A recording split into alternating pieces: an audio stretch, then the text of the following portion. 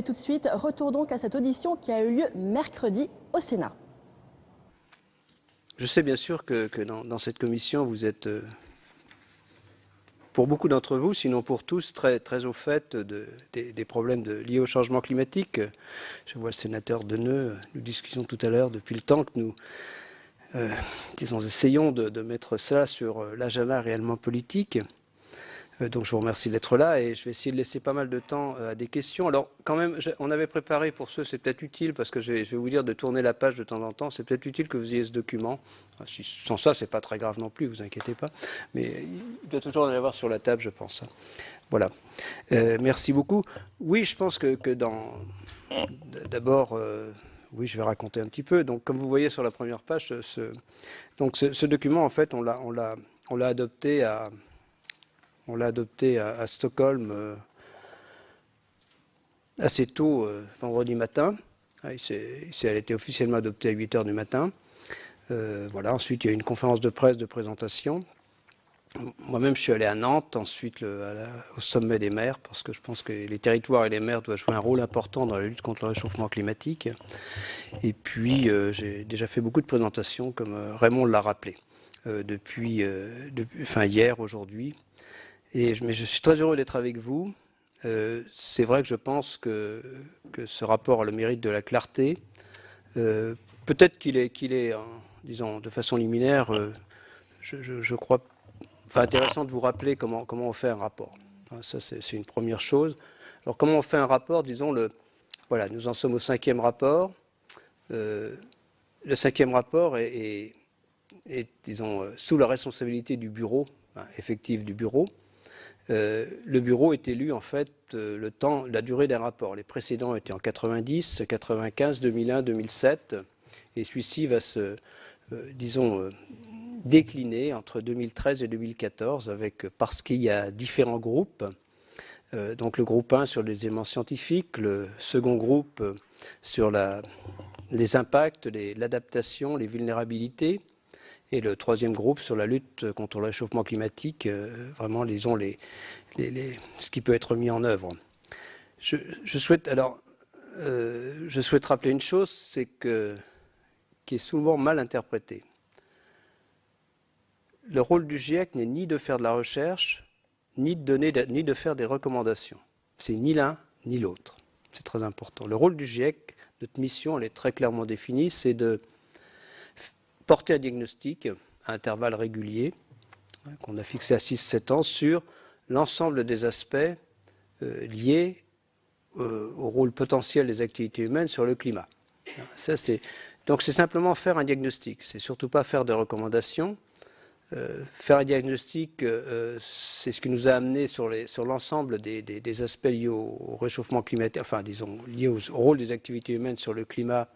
C'est ce qui nous a amené pour couvrir tout le champ des domaines d'intérêt à faire ces 3 groupes. En plus, il y a un rapport de synthèse qui sera publié en octobre prochain. Et donc nous partons avec un bureau de 30 personnes dont le président est Rajendra Pachauri, était pour le 5e. Donc nous avons mis en place ce bureau juste après le rapport 2007, début 2008.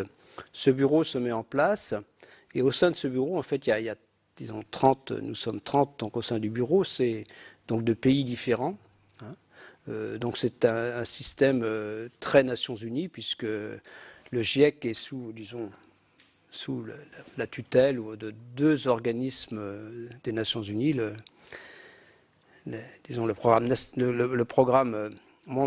PNUE, le programme des Nations Unies pour l'environnement, et puis l'OMM, l'Organisation météorologique mondiale.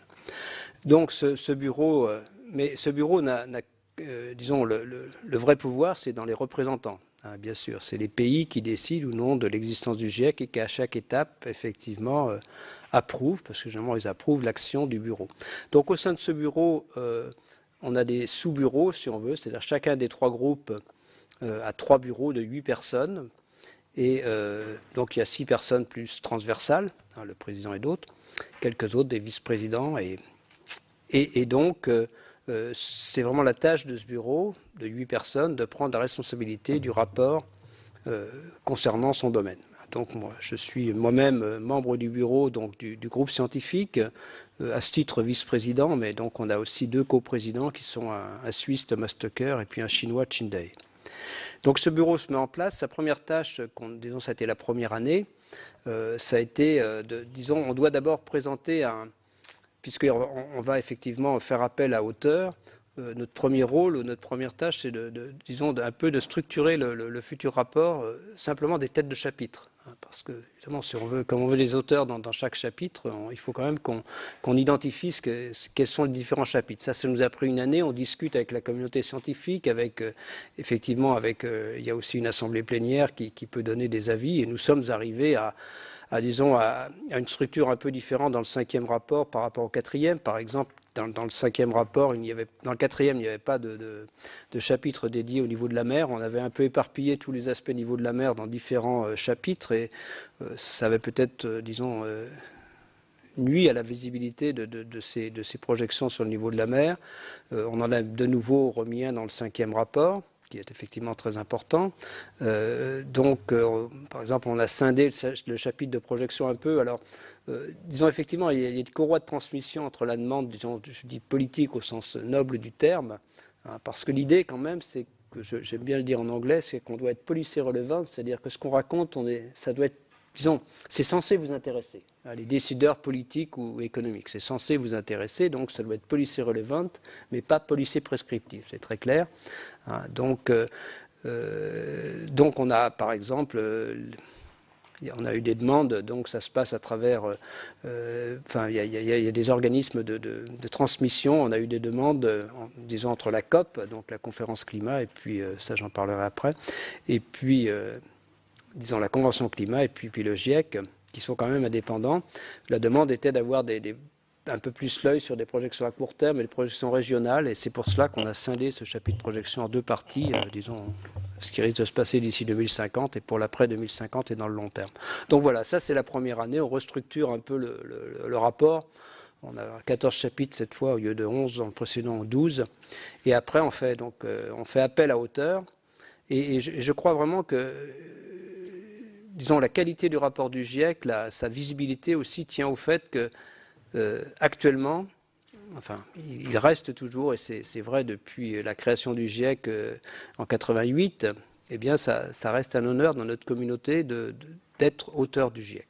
Je veux dire, c'est vraiment un honneur, ça ne rapporte rien, ça prend du temps, mais c'est très intéressant scientifiquement parce qu'effectivement, on côtoie des collègues de disciplines différentes, c'est forcément intéressant, mais si bien qu'on a vraiment, de nombreuses candidatures pour être auteur.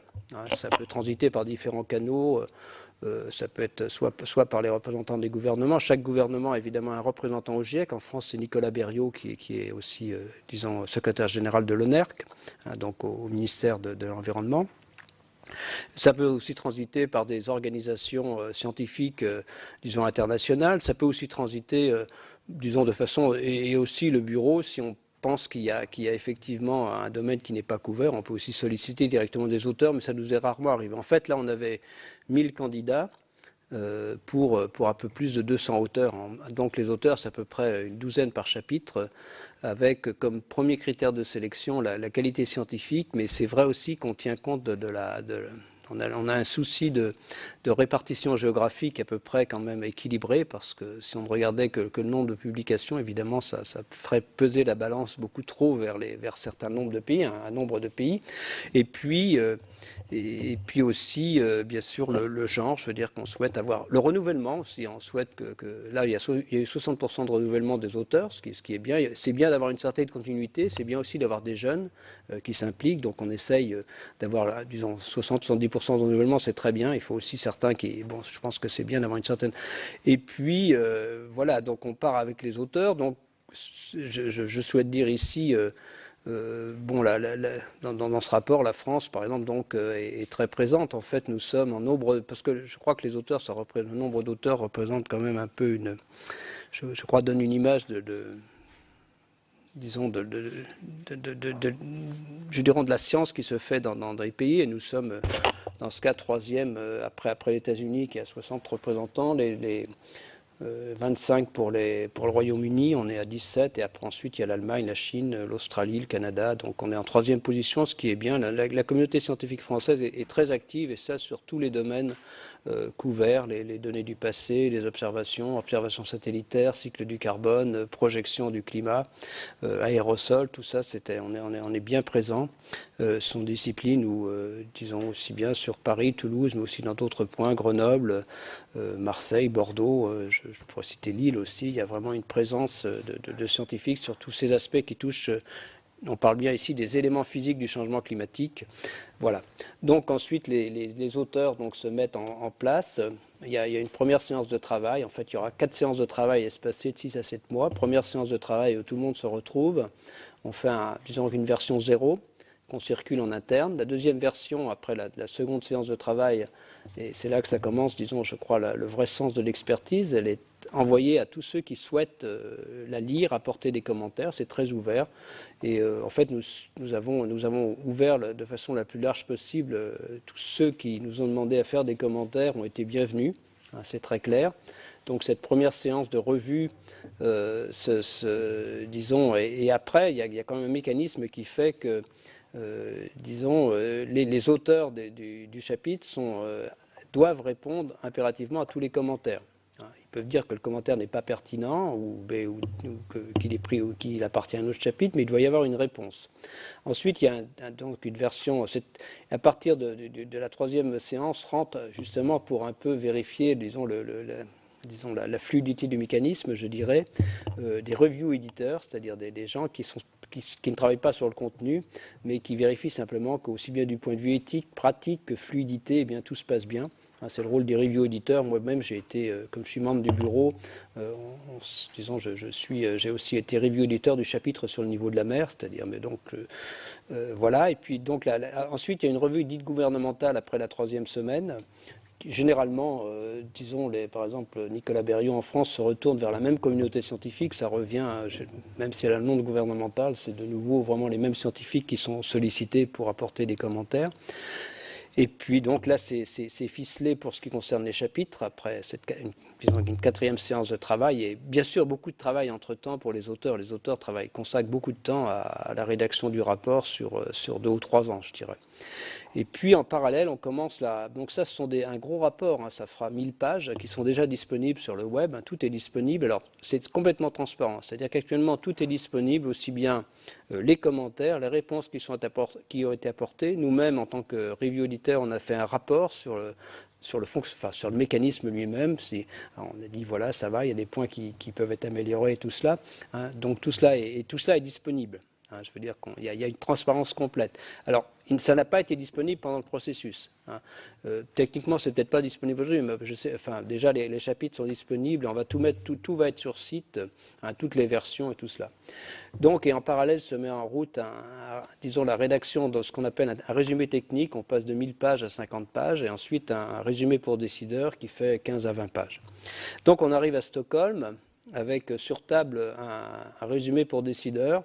On a déjà tenu compte de premières remarques, de premiers commentaires disons des gouvernements. Voilà, et puis se passe ce processus d'adoption. Donc il y a une 50aine de scientifiques qui sont là. C'est bien sûr sous la responsabilité des coprésidents de notre groupe.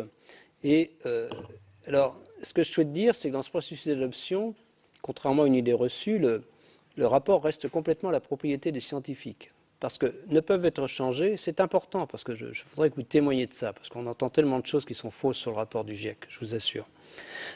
Donc, c'est important. Donc, ce que peut faire disons, un pays, un représentant d'un pays, s'il veut, il ne peut pas changer de chiffres, il peut éventuellement aller chercher des chiffres, mais disons tout ce qu'il avance ou souhaite mettre en avant doit trouver son origine dans le rapport principal. Or, évidemment, les chiffres qui sont dans le rapport principal, ce sont qu'on retrouve dans le rapport résumé pour décideurs qu'on propose. Et généralement, ça se traduit, et moi j'ai vécu pratiquement une vingtaine ou une quinzaine avec tous les rapports de processus d'adoption. Effectivement, ça se traduit par le contenu du rapport n'est pas modifié, et dans le fond, mais disons, bon, finalement, la forme est généralement un peu modifiée, pas beaucoup, franchement. Par exemple, pour vous dire, après je vais vous présenter les résultats principaux du rapport, pour vous dire de façon très simple, c'est à la demande des Chinois, mais aussi des Américains. La seule modification réellement où il y a eu des nouveaux chiffres qui sont rentrés, il n'y en a jamais eu de supprimés, et ces chiffres, c'était des chiffres qui étaient dans le rapport résumé technique, c'est qu'on dit, j'y reviendrai, parce que c'est très important, parce que le message politique est très clair. Disons, on évalue, on donne un chiffre en milliards de tonnes de carbone auquel on a le droit, en gros, si on ne veut pas dépasser un certain niveau de température. Évidemment, il n'y a pas. Donc, voilà. Donc, nous avions mis ce chiffre, enfin 270 milliards de tonnes de carbone, sous forme de CO2. Nous avions mis ce chiffre initialement avec la probabilité, disons, disons, pour se donner de bonnes chances, c'était pour se donner de bonnes chances plus de 2 chances sur 3 que le réchauffement n'excède jamais 2 degrés par rapport au pré-industriel. On dit qu'il ne faut pas émettre plus de 270 milliards de tonnes. Et simplement, bon, disons, ça a passé toute la nuit pour décider qu'il ne fallait pas simplement mettre la probabilité que vous avez 2 chances sur 3 de ne pas dépasser 2 degrés, il fallait aussi mettre la probabilité 1 chance sur 2 et 1 chance sur 3. Donc effectivement, il y a 3 chiffres. Mais je veux dire par là que les chiffres ne sont pas des chiffres inventés nouveaux, ce sont des chiffres qui viennent effectivement du rapport principal. Donc vous voyez, c'est ce que je veux dire, il faut quand même bien penser que ce processus d'adoption, il n'est pas une perte de propriété pour la communauté scientifique.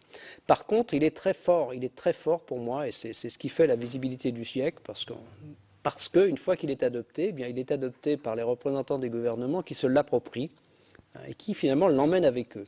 C'est bien ça qui est important. Le mécanisme, il est fort parce que l'adoption, une fois que les gouvernements l'ont adopté, en fait, ils s'en servent. C'est bien ce qui se passe, et moi je vais à toutes les conférences climat, et je vous assure, et je le redis à chaque fois, le livre de chevet des négociateurs, ce sont les rapports du GIEC. Et c'est grâce à ce mécanisme d'adoption. Bon, une fois que je vous ai parlé de tout ça, donc on va venir un peu je sais que vous connaissez déjà un peu de ce dont... Bon, voilà, vous connaissez déjà un peu... bon, je ne vais pas redire tout cela. Excusez-moi, j'ai voulu garder... On a un texte en français. Voilà, peut-être je peux vous l'envoyer, parce que j'ai remis au point. Enfin, déjà on a eu donc quand on est mercredi, donc lundi on a eu effectivement le président de, je te le donnerai après, ou je te l'enverrai, oui, je l'enverrai. Donc on a eu effectivement déjà des événements quand même assez marquants, puisqu'on a remis, donc on a eu disons à l'initiative de Laurent Fabius, une réunion au ministère des Affaires étrangères qui sont les pilotes, donc, disons, de la conférence 2015. Donc ça c'était lundi matin, donc en présence de Geneviève Forazo, de Pascal Canfin. On a eu aussi l'après-midi une réception à l'Élysée. On a remis en main propre, j'ai remis en main propre avec quelques collègues à François Hollande ce rapport. Donc ça montre aussi l'intérêt quand même je crois, de nos décideurs, de nos politiques, de notre monde politique, dans ce cas de notre gouvernement et de notre président de la République pour cela. Il nous avait d'ailleurs déjà écouté avant la COP en décembre dernier. Nous avions eu un petit déjeuner avec lui sur ces aspects climat. Donc, voilà, je vais balayer, donc vous avez sous les yeux, je pense que vous connaissez. Donc, notre première, je vais vous dire en français, le réchauffement du système climatique est sans équivoque.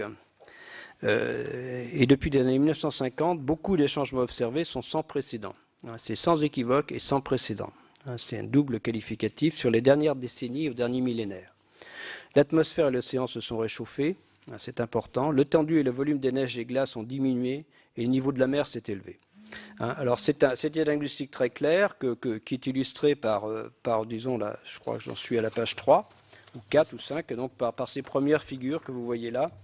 Donc évidemment, on vous invite, quand on regarde le climat, on vous invite à ne pas regarder, enfin on ne s'attend pas du tout à ce que le climat se réchauffe année après année, mais disons que on s'intéresse plus à des échelles de temps de la décennie, ce qui est montré dans le graphe du dessous, et je reparlerai, si vous le souhaitez, du ralentissement quand on regarde disons, non pas la dernière décennie a été très chaude, hein, c'est de loin la plus chaude, mais si on regarde à l'intérieur de la dernière décennie, effectivement, il y a eu un ralentissement du réchauffement qui ne remet pas du tout en cause le diagnostic de réchauffement lui-même, mais sur lequel je voudrais bien répondre à vos questions si vous en avez. Alors la page suivante, ça illustre un peu ce que j'ai dit. Alors c'est que et c'est ça le réchauffement. C'est déjà ce qu'on avait dit en 2007, c'est-à-dire que quand on parle de réchauffement climatique, eh bien, c'est pas simplement la température. Il faut bien comprendre qu'il y a beaucoup d'autres indices du réchauffement, et c'est ce qu'on avait dit en 2007, et ce qu'on redit ici. Hein. Donc là, il y en a d'illustrés 4 qui sont les plus clairs pour nous. Disons, ce qui se passe dans l'océan de surface, c'est-à-dire que la chaleur s'accumule. Disons, il y a une augmentation de la quantité de chaleur dans l'océan de surface. Ça correspond simplement à une augmentation de température sur une certaine épaisseur. Je crois que c'est 70 mètres dans ce cas-là. Ensuite, vous voyez que la couverture de neige, alors c'est essentiellement, elle varie essentiellement ces variations sont limitées à l'hémisphère nord. Hein, ça ne varie pas dans l'hémisphère sud puisqu'il n'y a que l'Antarctique et après des continents non couverts de neige plus au nord. Eh bien, cette couverture de neige, elle a diminué depuis la première partie du XXe siècle, très clairement, d'au moins 2 ou 3 millions de kilomètres carrés. Vous voyez, donc évidemment, là aussi, ça fluctue d'une année sur l'autre. Hein, il faut pas... voilà, donc c'est quand même 3 milliards, 4 à 5 fois la France en moins qui est enneigée à la fin de l'hiver qu'il n'y a 40 ou 50 ans dans l'hémisphère nord. De même, des choses qui sont bien connues, c'est la diminution de la superficie de la banquise dans l'océan Arctique. Donc là aussi, ça varie d'une année sur l'autre. Le minimal a été obtenu en 2007, c'était 3,7 en dessous de 4 millions de kilomètres carrés. On est remonté en dessous de 5, mais il y a vraiment une tendance disons, à la décroissance de la couverture de glace dans l'Arctique, qui, vous le verrez, risque de nous emmener à une disparition. Alors ça, c'est à la fin de l'été, hein, bien sûr. Hein. C'est à la fin de l'été, c'est la surface minimale. Donc ensuite, ce qui est peut-être le plus parlant, en tout cas pour moi, c'est l'élévation du niveau de la mer. L'élévation du niveau de la mer, ça conjugue deux phénomènes qui eux-mêmes sont... je dis le fruit du réchauffement climatique. D'une part, c'est comme il y a plus de chaleur dans l'océan, eh bien, il y a une on appelle ça expansion thermique, une dilatation, disons tout simplement. Et puis il y a aussi tout ce qui nous vient des glaciers, c'est-à-dire la fonte des glaciers. Alors, à peu près, pour vous donner une idée, on est à peu près à 3 mm sur un rythme d'élévation de 3 mm par an, 30 cm par siècle à peu près actuellement.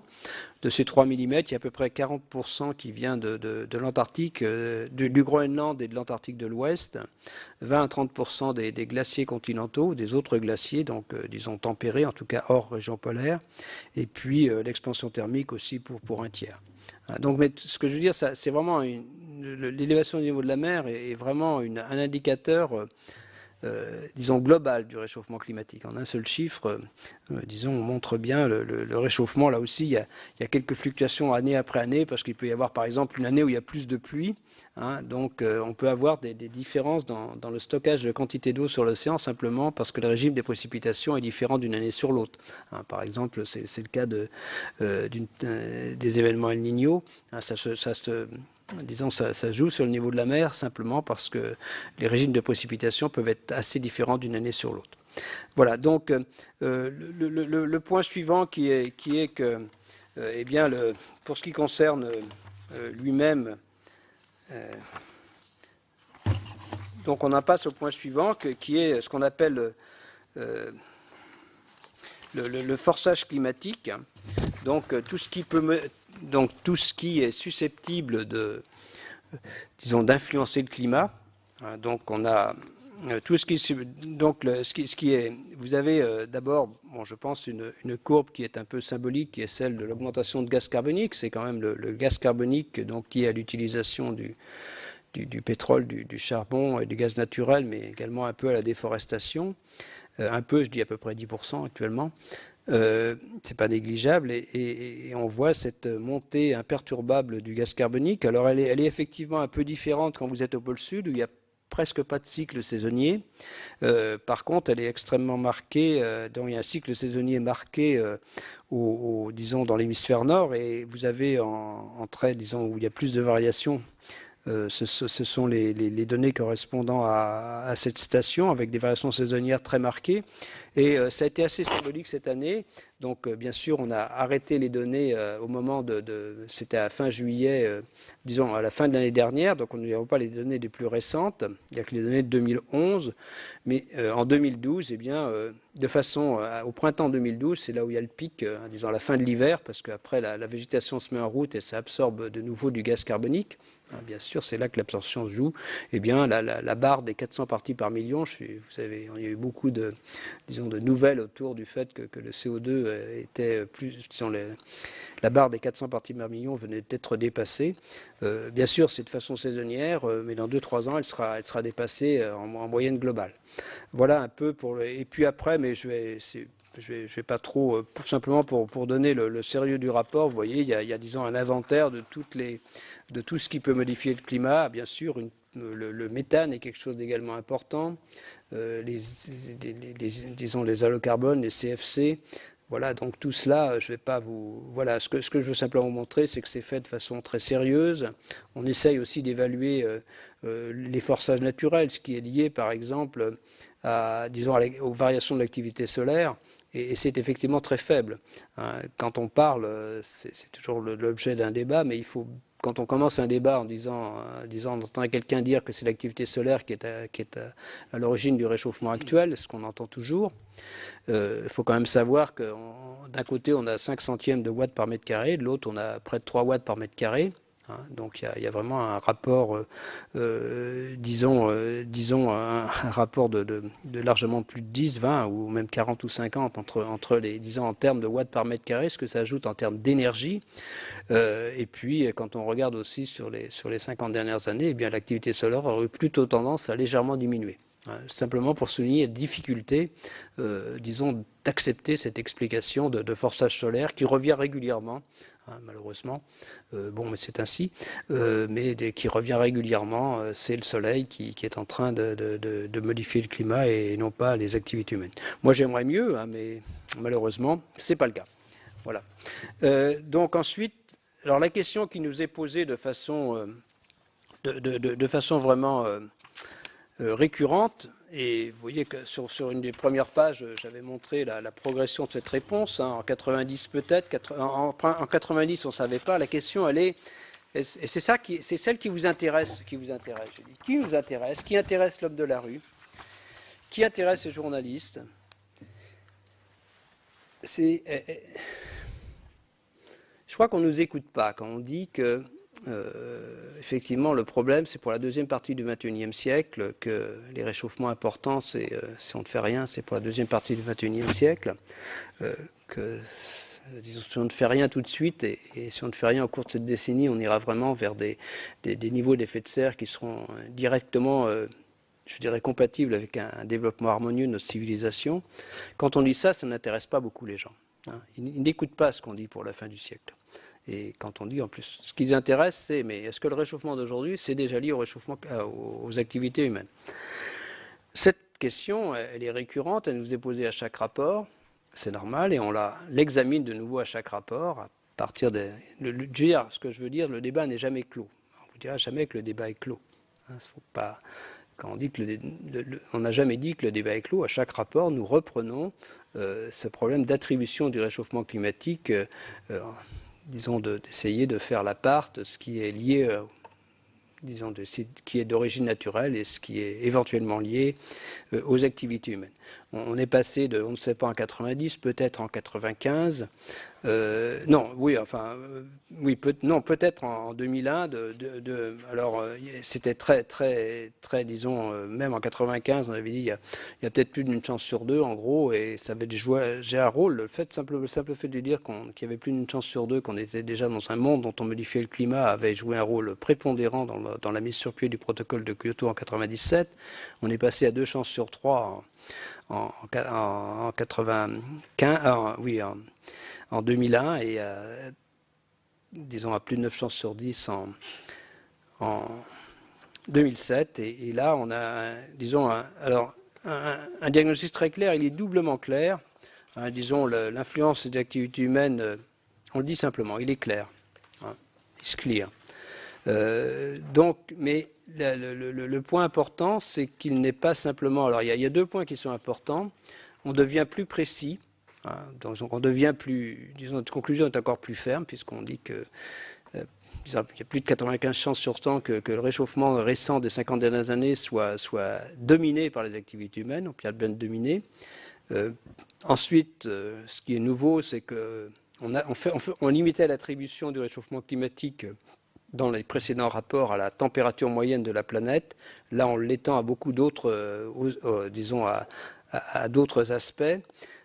Ça, c'est important. On l'atteint, par exemple, au niveau de la mer, ou même à des aspects régionaux, même à certains extrêmes climatiques.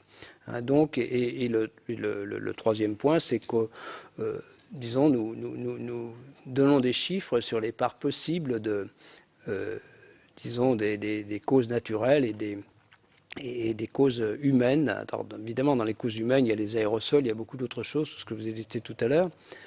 En gros, disons, la conclusion, c'est qu'on pense qu'il y a aussi de la variabilité naturelle, c'est-à-dire que même si rien ne changeait, le climat n'est pas toujours pareil.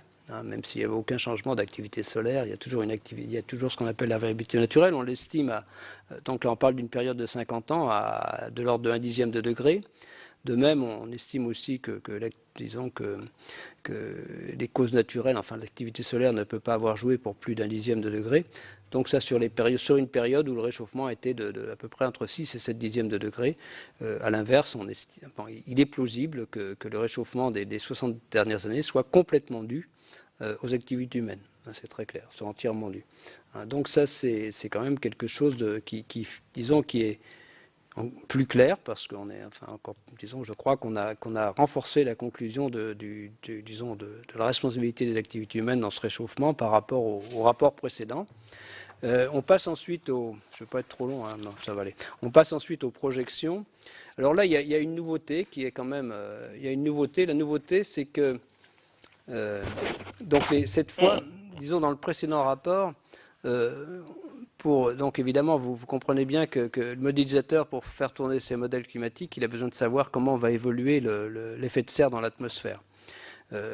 Donc on a toujours opéré, on se tourne, la communauté des modélisateurs du climat, donc disons plutôt celle qui s'est impliquée dans cette partie du rapport, se tourne vers les économistes qui, eux, travaillent plutôt dans le troisième groupe et leur demandent comment vous voyez l'évolution de notre monde en termes d'augmentation de l'effet de serre ou d'autres phénomènes, par exemple d'aérosols, qui peuvent influencer le climat. Alors les économistes nous ont produit différents scénarios qu'on a utilisés, plus ou moins émetteurs en fonction de la démographie, de la façon dont on produit l'énergie, dont on l'utilise, de la façon dont on urbanise. Tout ça, c'est très bien. Simplement, il y a quand même un défaut, c'est que si vous tournez vers un économiste, il est incapable de vous fournir de façon naturelle un scénario qui réponde aux objectifs de stabilisation qui sont inscrits dans la Convention climat. C'est aussi simple que ça. Ils ne sont pas capables. Alors on a dit on fait le contraire. En gros, là, on est parti de scénarios où on dit on va stabiliser le climat, on va chercher à stabiliser le climat, et donc pour stabiliser le climat, il faut d'abord stabiliser l'effet de serre, après ça prend un certain temps, et beaucoup de temps pour l'élévation du niveau de la mer qui se poursuit. Donc on a fixé différents niveaux alors évidemment on travaille sur différents scénarios de nouveau, des scénarios plus ou moins émetteurs, c'est-à-dire des niveaux de stabilisation plus ou moins importants. Donc un scénario qu'on appelle 2.6, c'est-à-dire c'est en termes de watts par mètre carré, c'est directement lié, évidemment, on peut le lier directement aux quantités de gaz à effet de serre dans l'atmosphère et aux autres variables. L'intérêt de cela, c'est qu'effectivement, on a 4 scénarios qui, à terme, doivent nous amener une stabilisation. Et donc là, vous ne voyez pas beaucoup, mais le scénario le plus émetteur, qui est à peu près dans la ligne du scénario le plus émetteur précédemment, on retrouve ces valeurs très élevées de réchauffement climatique. C'est-à-dire qu'à la fin du siècle, le réchauffement peut aller jusqu'à 4,8 degrés. La moyenne, c'est un peu moins de 4, donc 3,7, je crois. Et la valeur maximale, un peu plus de 5. Donc vous avez les barres à droite, ça fait quand même des choses importantes. Si vous regardez, enfin on voit mal sur la copie, mais un réchauffement de 4 degrés en moyenne globale, c'est plutôt 5 sur les continents. Il y a une amplification, c'est plutôt 7 ou 8 dans les régions polaires. nord. Hein. Donc ce scénario est à peu près identique au scénario le plus émetteur des rapports précédents. Ensuite, donc à l'inverse, donc le scénario le moins émetteur, celui qu'on appelle 2.6, par l'autre c'est 8.5, vous voyez, 2.6 c'est pratiquement, on y est déjà. Hein, eh bien, le scénario le moins émetteur permet effectivement de rester là en dessous de 2 degrés. Alors le problème du scénario le plus émetteur, c'est qu'il non seulement on atteint 4 degrés, ce qui est ou près de 4 degrés à la fin du siècle en moyenne globale, mais ça continue. Les simulations, certaines simulations qui se poursuivent avec ce scénario où la stabilisation est assez à long terme se poursuivent, eh bien, on arrive à, je pourrais montrer les simulations françaises, on arrive à des réchauffements de plus de 10 degrés moyens en 2300. Ça ne s'arrête pas. Donc voilà. Donc ensuite, il y a, bon, je vais passer assez vite, d'autres phénomènes qui sont comme on peut modéliser. On pense que dans les scénarios plus émetteurs, la glace de mer à la fin de l'été aura disparu dans l'Arctique en horizon 2050. Il y a aussi un autre problème dans l'océan, c'est l'acidification de l'océan, qui est déjà quelque chose de visible, c'est-à-dire, disons, ce qu'on appelle le pH dans notre jargon a diminué d'un dixième d'unité. C'est important, c'est-à-dire que, disons, il y a l'acidité, ce sont des ions H+, hein, donc il y a déjà 25% disons, d'acidité en plus, je dirais, de façon un peu disons rapide, qu'il y a qu'au début du siècle. Et on risque de diminuer disons, de nouveau de 2 dixièmes d'unité, ce qui est très très important en termes d'influence sur la vie, sur la formation de la calcite, par exemple, les coraux, tous les animaux qui ont... C'est plus difficile de former des coquilles de calcaire, quelles qu'elles soient après, hein, que ce soit des coquilles de crustacés ou des coraux. Voilà. Donc c'est quand même des choses extrêmement importantes. Alors je ne vais pas beaucoup m'étendre sur les conséquences du réchauffement climatique parce que nous aurons donc en mai, tout ça va être détaillé, régionalisé dans le second rapport qui paraîtra en mars. Et je suis sûr que vous inviterez quelqu'un du second rapport pour venir vous en exposer les résultats. L'élévation du niveau de la mer, et j'en aurai pratiquement terminé après, l'élévation du niveau de la mer, les chiffres sont plus élevés que on arrive à des chiffres dans le scénario le plus élevé, disons à la fin du siècle, de l'ordre qui peuvent atteindre presque 1 mètre sur les valeurs maximales, de l'ordre de 80 cm dans les valeurs vraisemblables, alors que, disons, elles n'étaient que de 20 à 60 cm dans le 4e rapport. Elles sont plus élevées parce que nous avons mieux tenu compte de la contribution du Groenland, hein, qui font effectivement à cette contribution. Donc après, vous avez un résumé que je ne vous commande pas sur l'élévation du niveau de la mer et puis, disons, le réchauffement dans les différents scénarios. Et ensuite, on passe à quelque chose qui est quand même que, donc si maintenant on a essayé de faire le lien avec la Convention climat, alors notre groupe n'a pas pour mission effectivement de réfléchir aux trajectoires, disons, qui pourraient nous permettre de respecter les différents scénarios. Ça sera fait dans le groupe 3, mais on donne quand même des chiffres globaux, un peu, disons, des signaux. Donc on dit que, disons que par exemple, le scénario le plus faible permet de rester en dessous de 2 degrés, mais c'est probablement vraiment le seul. Hein. Donc c'est important. Ensuite, bon, sur les émissions elles-mêmes, si on veut, et après on donne des chiffres pour le respect de ces scénarios. Donc, disons, le respect de ces scénarios, eh bien, ça vous donne un chiffre qui disons, pose vraiment le problème, le défi auquel on fait face. Si on veut respecter le scénario 2.6, celui qui va rester en dessous de 2 degrés, et il y a une autre façon aussi de le voir par la suite qui conduit à peu près au même chiffre. Donc il nous reste 270 milliards de tonnes de CO2 à émettre. Ça c'est bon. En fait, la meilleure façon, donc, et c'est la phrase qui a donné beaucoup de disons de grains à moudre, c'est là qu'on a, en fait, je n'ai gardé que la probabilité de 66%, mais ça ne change pas beaucoup autrement. Donc en gros, notre droit à émettre, en termes, là c'est plus, on s'est focalisé sur le gaz carbonique. Le droit à émettre de gaz carbonique pour ne pas dépasser 2 degrés sur l'ensemble de la période d'émission, c'est de 800 milliards de tonnes. C'est très clair. Et il y en a déjà eu 530 d'émises depuis le début de la période pré-industrielle. On retrouve ce chiffre de 270 milliards de tonnes de carbone. Donc chaque année, Oui, je ne sais pas, bon, je vais arrêter là. Chaque année, effectivement, on en est, c'est un peu le graphe suivant, à 10 milliards de tonnes. Donc, vous voyez, même si on se maintenait au niveau actuel et ça augmente, ça n'arrête pas d'augmenter, on n'aurait plus que 27 ans de droits d'émission. Et c'est de là aussi que c'est une autre déduction qui correspond à peu près à celle qu'on a dite dans le deuxième rapport, à savoir que si on voulait avoir des chances de respecter ce type de scénario, il fallait absolument que les émissions commencent à redescendre d'ici 2020, qu'elles soient ensuite divisées par 3 entre 2020 et 2050 et que, disons, leur diminution se poursuive jusqu'à pratiquement pas d'émissions vers la fin du siècle. Sinon des émissions négatives, ce qui est peut-être un gros mot, mais il faudra peut-être, disons, replanter des arbres et absorber.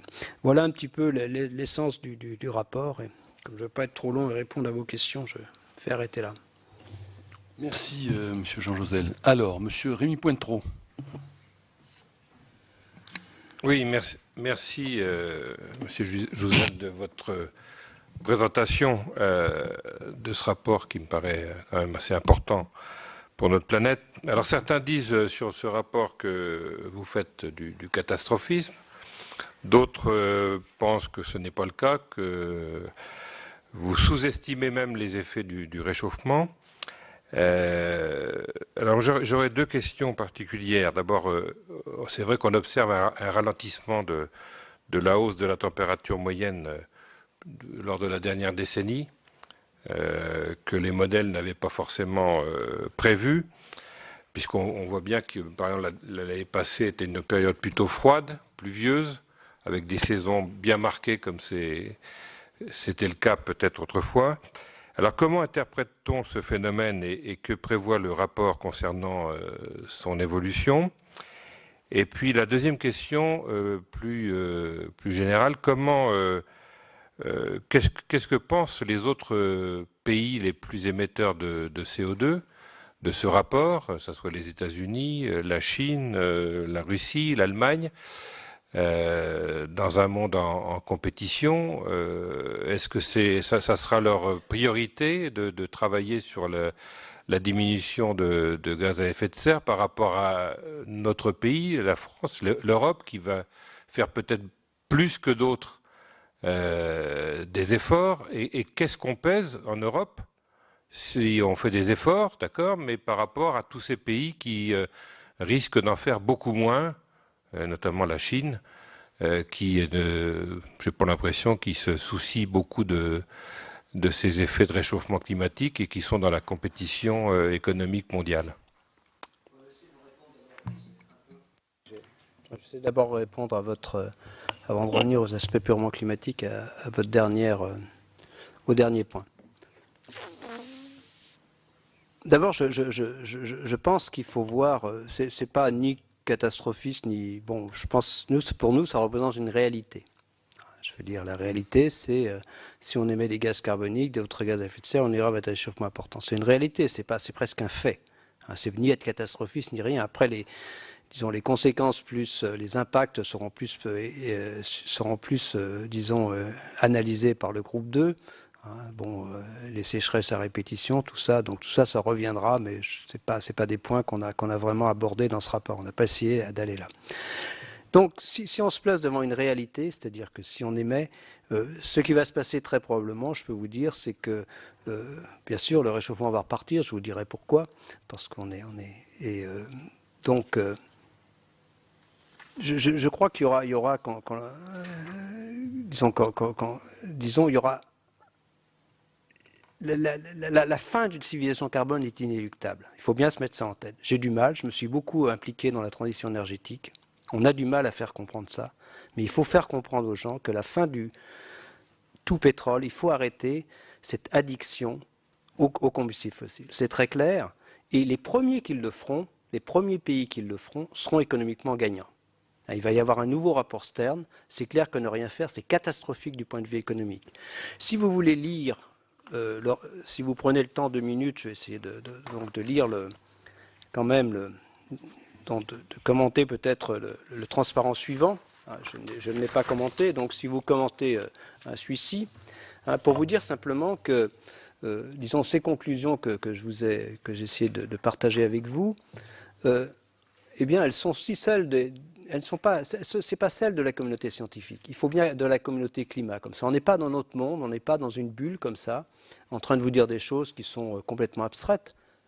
Regardez le diagnostic de l'AIE, Agence internationale à l'énergie. Hein. Le diagnostic de l'AIE, il est peut-être un peu plus catastrophique encore que le nôtre. Donc voilà, le diagnostic de l'AIE, il vous dit quoi? Il vous dit que si on ne fait rien d'ici 2017, on ira au moins vers 3,5 degrés de réchauffement, sinon vers 6.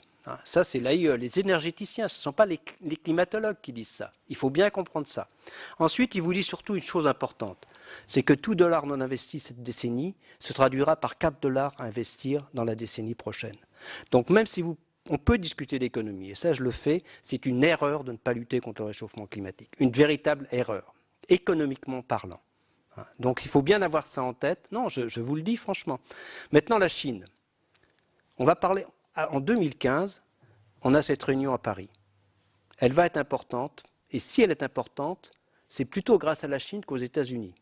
Ça s'est décidé à Durban, et à Durban, on n'aurait pas eu d'accord si la Chine, à un moment, n'avait pas dit « bien, nous, Chinois, on est d'accord pour, après 2020, avoir un accord qui nous engage et qui, éventuellement, nous amène des contraintes. » Et les États-Unis ont été obligés de suivre. Ce n'est pas le contraire. C'est très important. Donc s'il y a la possibilité d'un accord pour 2020, il est loin d'être fait, je vous l'accorde. Mais c'est aussi les Chinois qui l'ont accepté et qui en étaient presque un peu moteurs. Ensuite, le dernier point, ils s'y préparent.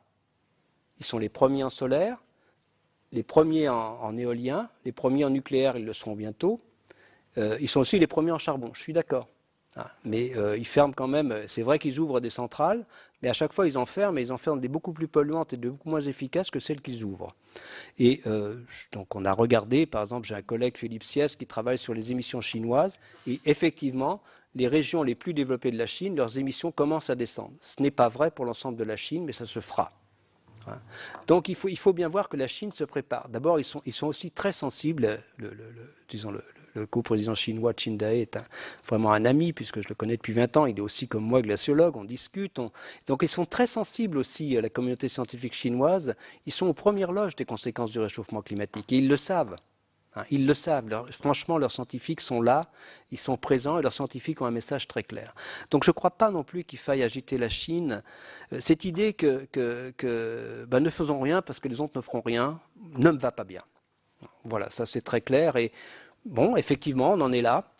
C'est-à-dire que l'Europe, disons la seconde phase du protocole de Kyoto, c'est l'Europe plus que les autres pays, disons je crois Nouvelle-Zélande, Australie, et donc c'est moins de 15% des émissions. C'est vrai, mais je crois aussi qu'il ne faut pas prendre ça comme une punition, aller vers une société sobre en carbone. Il faut prendre ça comme une opportunité, au point de vue économique, parce que c'est aller de l'avant et c'est aller en avant. Donc je pense quand même qu'il ne faut pas... Donc je veux dire, je ne pense pas qu'il faille... Vraiment, je comprends bien ces arguments. J'y fais face souvent. Je m'y suis. Bon, c'est vrai que disons que je me suis investi dans d'autres choses que simplement mon rôle de scientifique. Mais c'est vrai que dans la transition énergétique, on pourra en discuter tout ça, mais c'est important. On est venu d'ailleurs vous en présenter les résultats. J'en ai fait un rapport sur la transition énergétique au niveau du CESE, et je me suis impliqué dans le débat national. Maintenant, revenons au climat. C'est plus intéressant. Oui, alors, disons, d'abord, il n'y a pas du tout, il y a un ralentissement. Disons qu'au cours des 15 dernières années, le réchauffement était de 5 centièmes de degré par décennie, au lieu de, disons, 3 fois plus rapide que sur les 30 années précédentes. Alors, je veux dire, d'abord, la première chose, c'est que les modèles, contrairement à ce que vous dites, prévoit ce type de choses. C'est-à-dire que si vous prenez un modèle sur 100 ans avec une augmentation régulière du gaz à effet de serre, année après année, tous ces scénarios que je vous ai montrés, eh bien, tous les modèles montrent des phases où il y a, disons, un réchauffement rapide, des réchauffements plus lents et même des fois des refroidissements. Donc tous les modèles prévoient ça. Ce qu'ils ne savent pas faire, vous avez raison, c'est qu'ils ne savent pas quand. Les modèles ne savent pas prévoir. Ils prévoient tous des montées et des descentes. Aucune montée. Tous les modèles prévoient ça parce qu'il y a, disons, une variabilité, entre l'océan et l'atmosphère qui fait que. Donc tous les modèles prévoient vraiment des décennies où ça va plus vite, des décennies où ça va moins vite. Mais c'est vrai que si vous leur donnez, on a bien vu ça. Si vous les faites partir de 2000, eh bien, il y en a qui feront une phase, disons, un ralentissement en 2020, d'autres en 2030. C'est un peu le bordel. Donc ils savent prévoir, disons, c'est ça que je veux dire. Vous comprenez un peu ce que je veux vous dire, c'est-à-dire qu'on ne sait pas prévoir quelle décennie. Maintenant, il faut quand même bien voir surtout que tous les autres indicateurs du réchauffement climatique sont au rouge, hein, quand vous voyez l'élévation du niveau de la mer qui se poursuit, donc c'est pas du tout... Ensuite, ce qu'on observe, et ce qui est plutôt inquiétant, c'est-à-dire on observe que la chaleur qui n'est pas dans l'atmosphère, qui n'a pas servi à réchauffer l'atmosphère, on la retrouve dans l'océan profond. Et ça nous amène à nous poser des questions. Quand est-ce qu'elle ressortira, hein, en disant il y a clairement plus de chaleur dans l'océan profond qu'il y en avait dans la décennie précédente. Et puis, il y a aussi les causes naturelles qui peuvent jouer. Par exemple, autant on peut dire que il faut bien comprendre que autant on peut dire que sur 50 ans, le soleil n'a pas joué. Quand vous regardez une décennie, quand on parle, donc, quand on parle, donc, ce qui manque, c'est 1/10 de degré par rapport à l'avant. On passe, mais si on veut passer, eh bien là, on dit bien aussi que le fait que le soleil a été plutôt faible, plutôt faiblard dans la dernière décennie, peut avoir joué un rôle. Il y avait aussi plus d'aérosols dans la haute atmosphère. Donc tout ça, on essaye, je ne dis pas qu'on peut le prévoir, mais je pense qu'on peut l'expliquer, et je crois qu'on est tous convaincus, et c'est bien pour ça la force du diagnostic, que ça ne joue pas, disons le fait que ça aille vite à des moments et plus lentement à d'autres, ne joue pas sur la projection à long terme qu'on met en avant. Donc c'est un peu ça ma réponse, et je suis moi-même convaincu que le réchauffement repartira. Malheureusement, à ce moment, il sera trop tard pour rester en dessous des 2 degrés. Et c'est vrai, d'une certaine façon, que eh bien, c'est toujours l'argument qui est mis en avant. Donc ça s'est arrêté, donc il n'y a plus de problème. C'est malheureusement faux. Bien, alors, M. Alain Fouché. Merci beaucoup, Monsieur le Président. Monsieur, vous avez un exposé très intéressant et très vrai. C'est vrai que c'est très inquiétant. Et malgré tout ce qui est écrit, malgré tout ce qui est dit, les gens se sentent peu sensibilisés parce qu'en fait, le temps pour eux est lointain et ils n'ont pas ce sentiment. Simplement, je voudrais vous poser une ou deux petites questions. Bon, les besoins des consommateurs sont de plus en plus élevés. Les gens sont habitués à la clim, ils veulent de plus en plus de clim et on vend des choses de plus en plus climatisées. Ce sera sans doute très difficile de les arrêter. Je veux dire, quels moyens pour faire appliquer, vous parliez à la fin de votre rapport de mesures radicales, quels moyens pour faire appliquer des mesures préconisées pour faire tout ce qui se passe auprès des États? Bon, les États industrialisés, vous expliquez les conférences qui se mettent en place, les volontés. Et ensuite, par rapport aux pays non industrialisés, qui eux aussi sont concernés, quels moyens aura-t-on pour vraiment faire appliquer les mesures utiles, nécessaires, indispensables? Je sais que ma question n'est pas facile, mais je sais que vous pouvez répondre à tout. Non, je peux répondre à tout. Oui, c'est un peu en dehors du rapport que je suis venu présenter, mais bon, c'est vrai aussi que je suis dans le comité d'organisation de la conférence 2015 et je ne peux pas me désintéresser de sa réussite éventuelle. Bon, par exemple, j'ai écouté Pascal Canfin avec attention, je pense qu'il sera fortement impliqué. L'idée de... Bon, je pense qu'il faut garder de l'ambition en termes climatiques, mais l'idée de lier lutte contre le réchauffement climatique et, disons, développement est quelque chose de très important. Il faut bien voir quand on parle de potentiel, disons, c'est clair qu'un continent comme l'Afrique, parce que c'est aussi là où, disons, la démographie risque d'être galopante au cours des 50 prochaines années, pourrait, en tout cas, c'est le premier continent qui pourrait techniquement, je parle techniquement, se passer de pétrole, de charbon. Ils ont tout. Ils ont du soleil à gogo, de l'éolien, de la biomasse, de l'hydraulique, tout est là. Alors, je veux dire, franchement, ce sont des pays qui pourraient très bien. Donc après, c'est une question de stratégie, tout ça, je comprends bien. Mais par là, je veux dire, c'est le pays où tout est possible, si on veut aussi.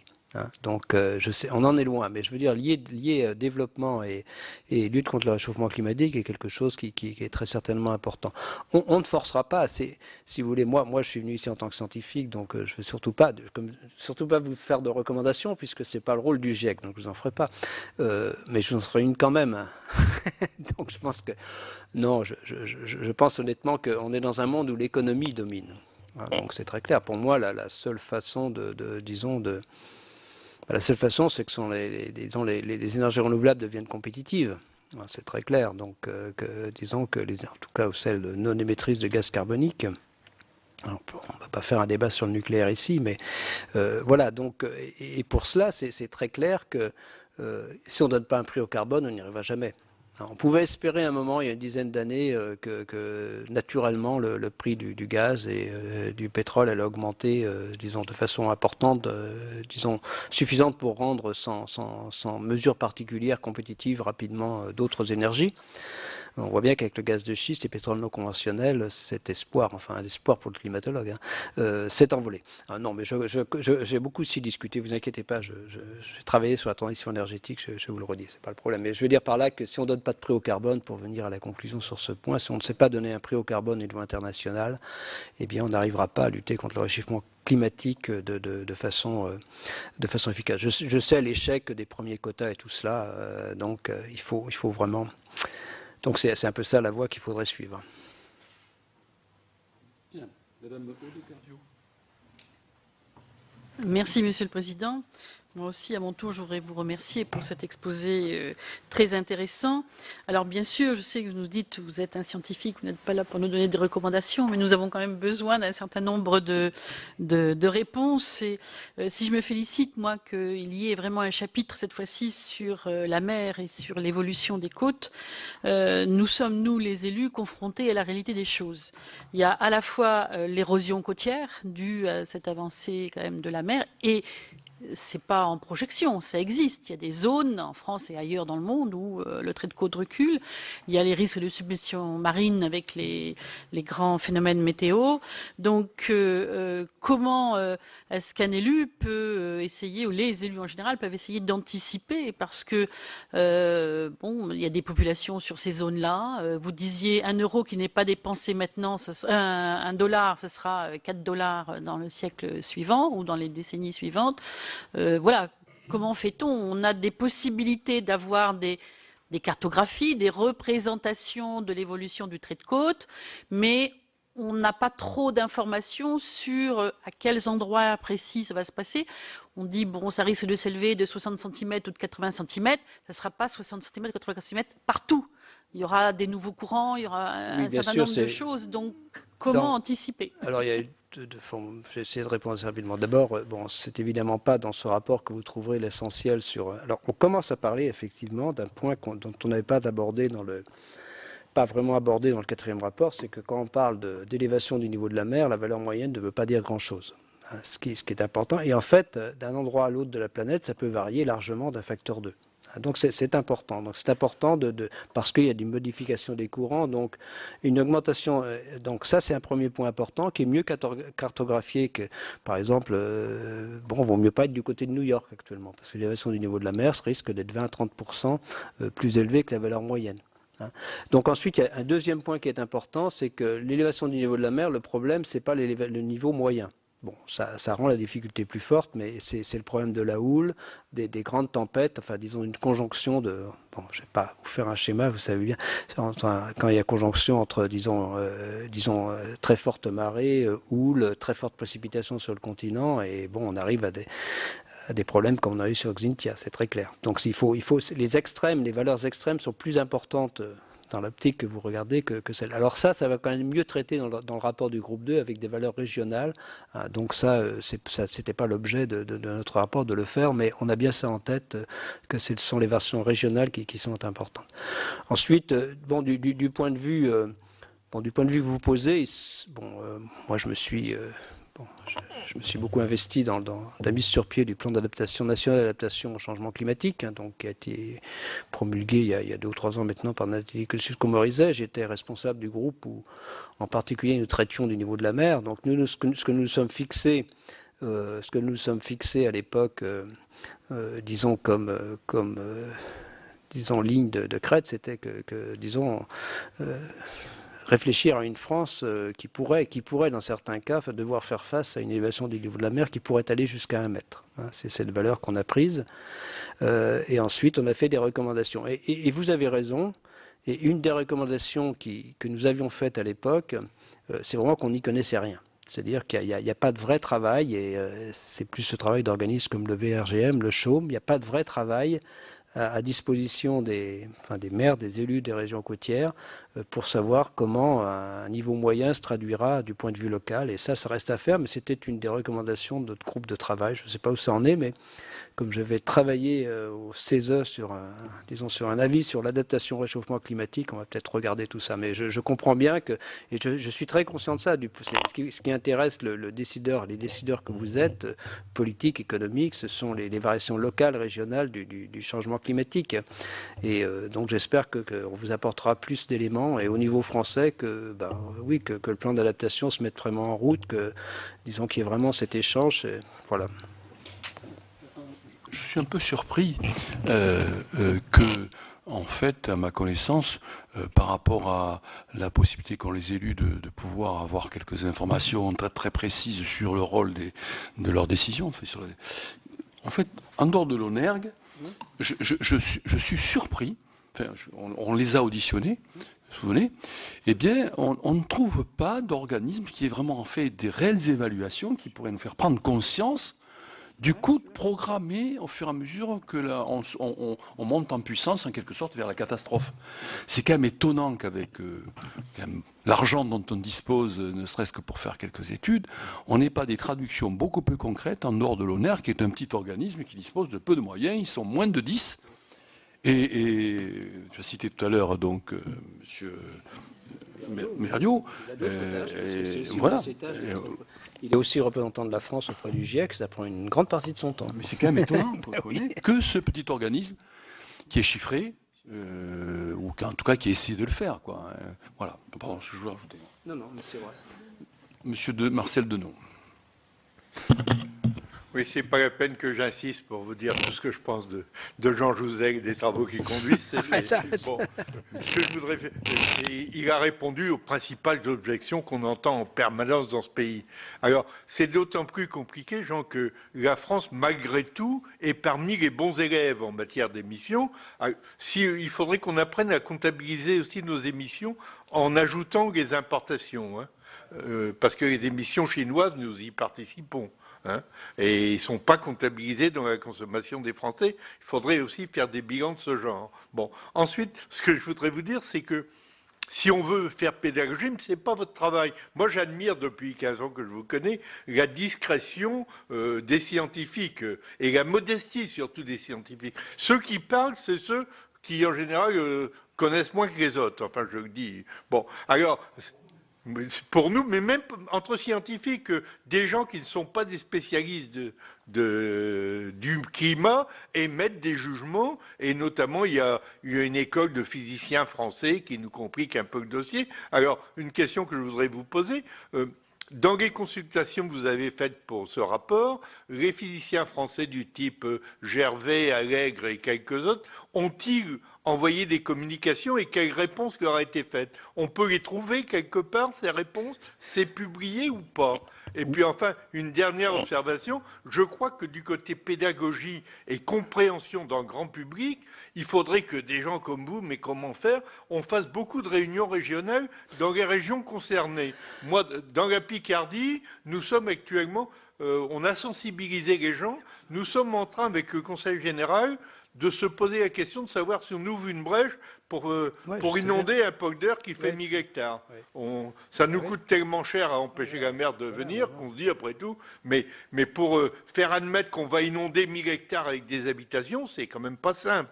Mais on est en train de progresser. Alors du côté, bon, je m'arrête là, l'acidité de la mer sur la Picardie avec nos falages de craie, nous sommes très sensibles, parce que si vous augmenterez plus vite l'acidité, bon, alors tout ça est compliqué à expliquer, tout ça pour dire que si on fait des réunions régionales sur des sujets précis où les gens sont impliqués, on arrive à intéresser les gens. Autrement, si on se dit c'est pour la génération d'après, on verra bien, quoi. Hein, bon.